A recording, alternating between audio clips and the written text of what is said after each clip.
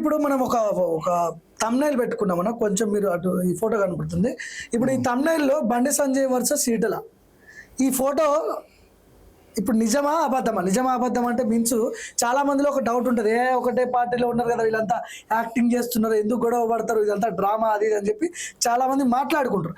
ఈ ఫోటోకి అర్థం ఉందా? నిజమైన అర్థం ఏంది అసలు? మీకేమనిపించింది? ఈ ఫోటోకి అర్థం ఉందా అని చెప్పేసి ఈ తెలంగాణ రాష్ట్రంలో ఉన్న ఏ ఒక్క ప్రజలు అడిగినా, చిన్న పిల్లగాన్ని అడిగినా వాస్తవమే అని చెప్పేసి చెప్తారు. ఎందుకంటే ఇద్దరు మధ్యలో విభేదాలు అంటే ఇక్కడ వాస్తవంగా ఈటలేందర్ గారికి సంజయ్ గారి మీద విభేదాలు వెళ్ళవు, ఇంకా సంజయ్ గారికి ఈటలేందర్ మీద విభేదాలు ఉన్నాయి. ఈటల అంటేనే సంజయ్కి మండుతుంది. ఎందుకంటే సొంత పార్లమెంటు, పక్క అసెంబ్లీ, హుజరాబాద్ అసెంబ్లీ, అక్కడి నుంచి 7 సార్లు గెలవడం జరిగింది.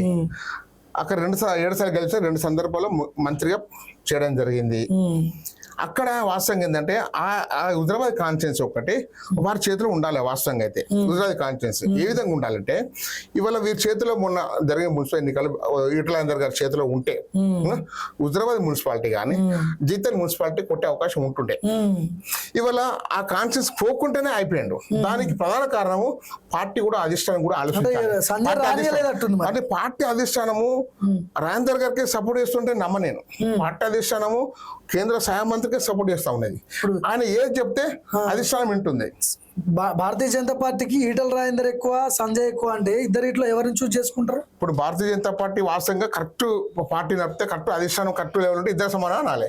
కానీ ఇద్దరు తీసుకుంటే సూజ్ చేసుకోవాలనుకుంటే వారే కేంద్ర సహాయ మంత్రి దగ్గర చెప్పుకుంటే అవకాశం ఉంది. ఎందుకంటే తర్వాతనే ఈటల అంతే కదా, అంతే. ఎందుకంటే ఆయన బయట నుంచి వచ్చిన ఆయన కొంత లెఫ్ట్ భావజాలం కలిగినటువంటి వ్యక్తి. అదే నేను ఏమంటా అంటే, ఇవాళ మీరు లెఫ్ట్ భావజాలం చెప్పేసి ఇవాళ భారతీయ జనతా పార్టీకి వచ్చేటప్పుడు లెఫ్ట్ భావజాలం అని చెప్పేసి తెలియదు. మీరు ఏం తీసుకున్నారు? పార్టీ అదే కదా క్వశ్చన్. అట్లా ఏం తీసుకున్నారు?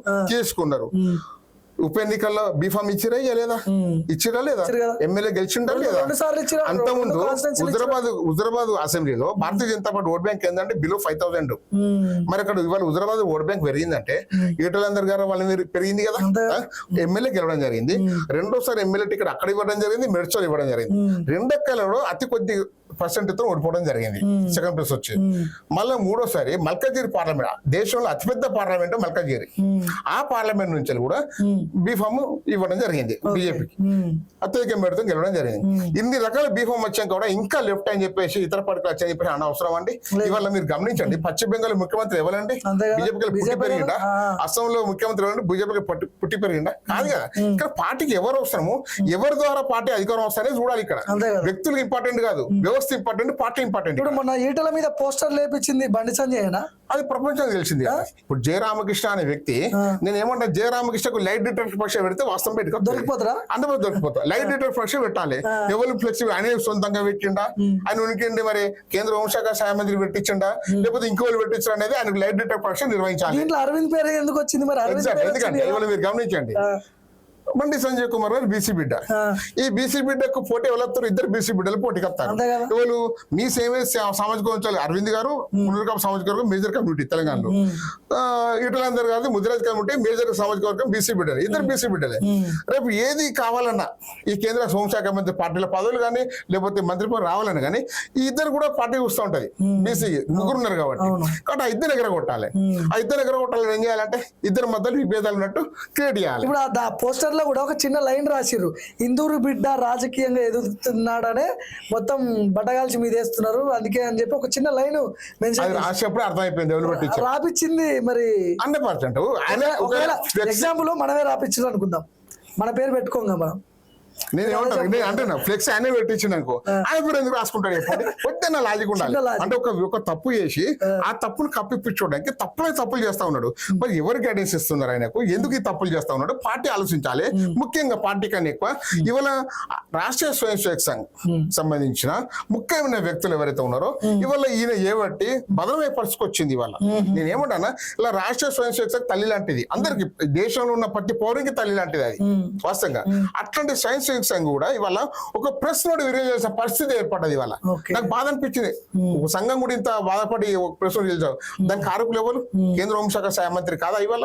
అనే ఒకటే కదా ఇవాళ మాకు ఎలాంటి సంబంధం లేని చెప్పేసి పరిస్థితి ఏర్పడ్డది ఇవాళ. అందుకే సంఘం కూడా ఆలోచించాలి. ఇవాళ ఒక్కని ఓన్ చేసుకుంటే చాలా మంది ఇబ్బంది పడతా ఉన్నారు. చాలా మంది ఇవాళ ఈ పార్టీలో ఫుల్ టైమర్ గా పనిచేసిన వాళ్ళు, అఖిల భారతీయ విద్యార్థి పరిషత్ వచ్చిన చాలా మంది కూడా వాళ్ళు ఇంటికి పరిమితం అయిపోయారు. కనీసం ప్రాధాన్యత పార్టీలో బాధ్యత లేవు వాళ్ళకు, కనీసం టూరింగ్ ఇస్తలేరు వాళ్ళకు. ఇవన్నీ ఎటువంటి పార్టీ వల్ల ఇప్పుడు అధికారం రావాలని చెప్పేసి అంటున్నారు. ముఖ్యమంత్రి కావాలి సంజయ్ గారు అనుకుంటున్నారు. 60 మంది గెలిస్తే ముఖ్యమంత్రి అవుతాడు, ఆయన కూడా గెలిస్తే ముఖ్యమంత్రి అవుతాడు. సమాధానం చెప్పాలి. అందరు గెలవాలి కదా, అందరు గెలవాలి, అందరితో కలుపుకొని ఉండాలి, అందరి ఇంటికి పోవాలి, అందరితో మంచి కూడా. ఇంటికి శత్రుత్వం ఎందుకు అందరితో? అంటే నేనే రాజు నేనే మంత్రి ఉండదు ఇక్కడ. రాష్ట్రంలో భారతీయ జనతా పార్టీ రాజు, భారతీయ జనతా పార్టీ మంత్రి. భారతీయ జనతా పార్టీని గౌరవించారు ఫస్ట్, బండి జనతా పార్టీని గౌరవించకుండా. చివరిగా మనం ఒకటి మాట్లాడదాము. ఇప్పుడు బండి సంజయ్ రాజీనామా చేయబోతున్నాడు, రిజైన్ చేపియబోతుంది బీజేపీ. మొన్న జరిగినటువంటి కాంట్రవర్సీ ఇష్యూ కావచ్చు. సరే, అంటే ఒక టైం వచ్చింది, ఆ టైంకి ఇప్పుడు అంతా కేంద్ర మంత్రులంతా రిజైన్ చేయాల్సిందే. 30 మందికి పైగా రిజైన్ చేపిస్తుందట బీజేపీ. అందులో ఫస్ట్ పేరు బండి సంజయ్దే ఉందని చెప్పి అంటున్నారు. ఒకవేళ బండి సంజయ్ మంత్రి పదవి పోతే అరవింద్కి ఇస్తారా, ఈటల రాజేందర్కి ఇచ్చే అవకాశం? ఒకటి పార్టీ ఎవరికి ఇస్తారు అనే విషయం నేను చెప్పలేను. ఎందుకంటే పార్టీ అన్ని కోణాలు ఆలోచించి ఇస్తారు. ఒకటి ఏంటంటే ఒక బీసీ బిడ్డని తీసేసారు అనుకో, ఇంకొక బీసీ బిడ్డకి అత్తని చెప్పేసి మనం కామన్ గా ఒక ఎక్స్పెక్టేషన్ ఉంటాం. అట్లనే వారిని కొనసాగించారు అనుకో, కొనసాగిస్తే అది ఒక రకమైన ఈక్వేషన్ ఉంటుంది, వేరే ఈక్వేషన్ పోతా ఉంటది. ఈక్వేషన్ ఇంకో మీరు ఆదిలాబాద్ ఎంపీ గారు కూడా ఇవన్నీ మీడియాలు చూసి చదువుతున్నాయి. ఇవన్నీ వాస్తవంగా ప్రత్యక్షంగా ఈ కేంద్రంలో ఏం జరుగుతుంది, ఎవరి పది పోతుంది, ఎవరి పది ఉంటుంది అనే విషయం ఎవరికి తెలియదు. మనం మీడియాలు చూస్తున్న మాత్రం క్వశ్చన్ మార్క్ తో మనం మాట్లాడుకుంటున్నాం. వాస్తవం కాదు, ఏది వాస్తవం కాదు. నేను ఏమంటే పార్టీలో అందరికి ప్రాధాన్యత ఇవ్వాలి అని చెప్పేసి మనం అనుకుంటున్నాం. ప్రాంతీయ ఇవ్వాలంటే ప్రాంతీయ ఇచ్చే వాళ్ళకు ఎవరైతే ఉన్నారో వాళ్ళకి ఇంకొక ప్రాధాన్యత ఇచ్చి వాళ్ళ స్థానం ఇంకోళ్ళకి అప్పచెప్పాలి. ఎప్పుడు ఒక్కలే వినే వ్యవస్థ నడవద్దు, ఒక 2-3తోనే పార్టీ నడవాలని కోరుకోవద్దు. ఈ పార్టీ సమూహం ఇది, ఈ సమూహాన్ని కలిపికలుగా తీసుకుపోవాలి. ఒక విభేదాలు ఉంటే పిలిచి మాట్లాడే పరిస్థితి ఉండాలి. ఇవాళ పిలిచి మాట్లాడే పరిస్థితి లేదు పార్టీలో. 2 ఏళ్ల నుంచి ఆయన ఎంపీగా గెలిచిన దగ్గర నుంచి భారతీయ జనతా పార్టీ అధ్యక్షుడిగా ఈటల రాజేందర్ అని చెప్పి చాలా పెద్ద ఎత్తున తమ్నేలు పెట్టిర్రు, వార్తలు వేసారు. ఈటలకు పదవి రాకపోవడానికి కారకుడు బండి సంజయ్ అని అంటే మీరు ఏం చెప్తారు? 100% వాస్తవే అంటారు. ఎందుకంటే వాళ్ళిద్దరు కలిసిమెలిసి ఉంటే అనుమానం రాదు. అవునా కదా? ఈటల గారితో సంజయ్ గారు కలిసిమెలిసి ఉంటే ఆయన రాదు. కానీ ఈటల గారిని ఫస్ట్ నుంచి వ్యతిరేకిస్తున్నాడు కాబట్టి అడ్డంకి ఆయన చెప్పేసి రాష్ట్రం మొత్తం అనుకుంటారు కదా. ఆయన 100% వాస్తవం అది, అలా కొత్త చెప్పాల్సిన అవసరం లేదు. ఈటలకు కూడా తెలుసు, వారికే కాదు తెలంగాణ రాష్ట్ర ప్రజలకు అందరికీ తెలుసు. బీజేపీ పార్టీలో ఉన్న నాయకులు తెలుసు, కార్యకర్తలు తెలుసు, అందరికి తెలుసు. నేను ఏమంటాను, ఇక్కడ పార్టీ నడవాలంటే కలుపుకోలుగా పోయాలి. ఇక కలుపుకునే పరిస్థితి లేదు. అన్ని ఇప్పుడు 8 మంది ఎంపీలు ఉన్నారు, 8 మంది ఎమ్మెల్యేలు ఉన్నారు. ఒక రాజా సింగ్ గారు హైదరాబాద్ అనుకో, వారి ఏదో రాజామ చేసినా లేకపోతే పార్టీ సస్పెండ్ పక్క పెడదాం. 7 ఎమ్మెల్యేలు అనుకుందాం, 3 ఎమ్మెల్సీ ఉన్నారు, 2 రాజ్యసభ సభ్యులు ఉన్నారు. వీళ్ళందరూ ఒక వేదిక మీద మంచి నవ్వుకుండా మాట్లాడుకోమని చెప్పు. అధికారం ఎందుకు నేను చెప్తాను, నేను అసలు మాట్లాడుకో. అసలు వాళ్ళ అందరు కాదు, మళ్ళీ అందరూ విభేదించి ప్రపంచే ఒక వ్యక్తి, నేను ఒక్కడే. వాళ్ళంతా కలిసిమెలిసి ఉన్నారు. ఇప్పుడు ఈ పంచాయతీ వాళ్ళు చెప్తే నా రాష్ట్ర స్థాయికి కానీ జాతీయ స్థాయికి స్వీకరించే పరిస్థితి లేదు. కానీ ఈయన చెప్తే కేంద్ర స్థాయి స్వీకరిస్తుంది, రాష్ట్రం స్వీకరిస్తుంది. ఈయన ఫిర్యాదు చేస్తే స్వీకరిస్తారు. వీళ్ళు ఫిర్యాదు చేస్తే ఎవరు స్వీకరించే ఫిర్యాదు చేయరు. వీళ్ళు ఎవరు ఫిర్యాదు చేసే గుణం ఎవరికి లేదు, అట్లా అది ఒక్కరికే ఉంది. ఇప్పుడు ఇన్ని పంచాయతీలు జరుగుతున్నాయి కదా, 2-3 వర్గాలు ఉన్నాయి బీజేపీలో. వర్గాలు లేవండి, వర్గాలు లేవు.